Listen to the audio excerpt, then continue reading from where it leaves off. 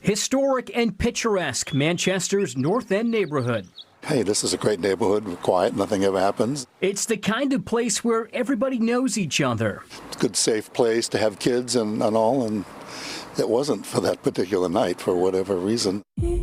Your guess is as good as ours as to why this happened. That night was August 30th, 2015, and the sound was a bullet taking the life of Denise Robert.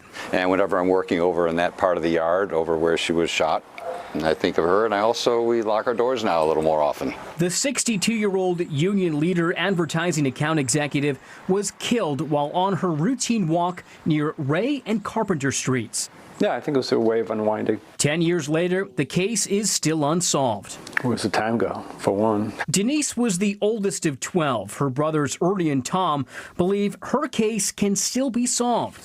Hopefully, at some point, the authorities will have enough information to do what needs to be done.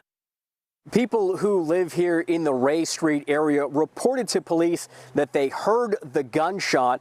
They also reported seeing what they thought was a red truck taking off from the area. Investigators say that they have searched the state for that red truck, but so far it has not been found. We know that it was driving by. Have we 100% solidly say that the driver of that truck is a person who is responsible or has knowledge of this? No. We haven't gotten to that stage to be able to say that. Senior Assistant Attorney General Ben Agati says they're still looking for anyone who may know the driver's identity or caught a license plate. Even after a decade, the case is not considered cold. We are still getting tips and leads coming in.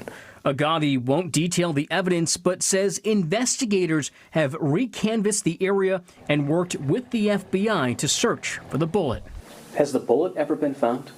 At this point, I'm not going to go into the full specifics of what's there, but I can tell you there is very little physical evidence in this case. Very little physical evidence.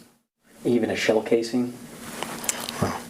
Investigators say this case will be solved by a tip from someone who saw something, heard something, or knows something. At this point, especially at the 10-year mark, I would hope that anybody that knew the full story would come forward, and if they haven't, I would ask again. This spring, the family launched a billboard campaign to generate tips, and a $40,000 reward is in place for information leading to the arrest.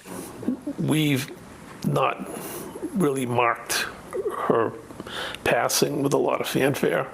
Today, Denise would be 72, and her family says she'd likely still be taking her long walks and keeping active. But, you know, she had a very creative side, and I think maybe she would have indulged in that. For the Robert family, each year without answers is another year spent turning pain into purpose, refusing to let her memory fade, and still waiting for justice. In Manchester, Mike Moses, WMUR News 9.